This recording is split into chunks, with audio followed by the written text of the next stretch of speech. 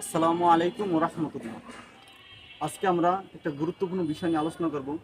সেটা হচ্ছে আমরা কিভাবে ইংরেজি শিখতে পারি বা আমরা কেনই বা ইংরেজি শিখতে দেয়া বারবার ব্যর্থ হই। আমরা অনেকে আছে যখন ইংরেজি শেখা শুরু করি তখন ফুল মোটিভেশন বা খুব উদ্দীপনা নিয়ে শুরু করি, কিন্তু 1 মাস বা 2 মাস পরে আমরা ছেড়ে দিই।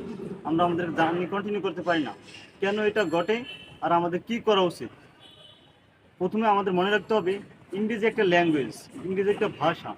আমরা যেভাবে আমাদের মাতৃভাষা বাংলা শিখেছি, ঠিক সেইভাবেই আমরা আমাদের ইংরেজি ভাষাও শিখতে পারি। আমরা আমাদের মাতৃভাষা শেখার জন্য কোনো কোচিং সেন্টারে যাই নাই, কোনো বই পড়ি নাই, তারপর আমরা মাতৃভাষা শিখেছি। আর আমাদের ইংরেজি ভাষা শেখা এবং বাংলা ভাষা শেখার মধ্যে একটা পার্থক্য রয়েছে। সেজন্য আমরা ইংরেজি ভাষা শিখতে পারি না। আমরা বাংলা ভাষা শিখেছি, সর্বপ্রথমে আমরা শুনেছি, প্রচুর পরিমাণে শুনেছি এবং আস্তে আস্তে বলার চেষ্টা করেছি। তারপরে পড়তে শিখেছি, তারপরে লিখতে শিখেছি। কিন্তু আমরা যখন ইংরেজি শিখতে যাই তখন প্রথমেই আমরা শুরু করি লিখতে, বা প্রথমে আমরা শুরু করি বলতে, বা প্রথমে আমরা বলতে শুরু করি বা পড়তে শুরু করি, তারপর আস্তে আস্তে আমরা লিখতে শুরু করি বা শুনতে শুরু করি। আমাদের উচিত প্রথমে শুনতে শুরু করা। যখন আমরা শুনতে শুনতে ভালো গুড স্পিকার হব, যখন আমরা শুনে বুঝতে পারবো, তখন আমরা বলার চেষ্টা করতে হবে।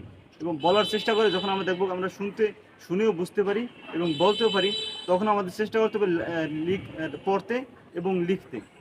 আসলে আমরা বাংলা প্রথমে শুনেছি, শুনে শুনে সেটাকে হুবহু বলার চেষ্টা করেছি, কপি করার চেষ্টা করেছি।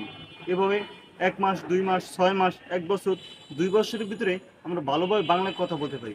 কিন্তু যখন আমরা ইংরেজি বলা শুরু করি তখন আমরা প্রথমেই পড়তে শুরু করি বা লিখতে শুরু করি, কিন্তু আমরা বলতে শুরু করি না এবং শুনিও না। এজন্যই আমরা অধিকাংশ ক্ষেত্রে ইংরেজি শিখতে দেয়া বারবার ব্যর্থ হই। আর আপনাকে মনে রাখতে হবে, আমরা বাংলা ভাষা শিখেছি, আমাদের পুরা পরিবেশটা ছিল বাংলা। আমাদের বাবা মা আত্মীয় স্বজন সবাই বাংলা বলতো, আমরা সবসময় বাংলা শুনতাম। কিন্তু আমরা ইংরেজি শুনি না, এজন্য আমরা বলতে পারি না।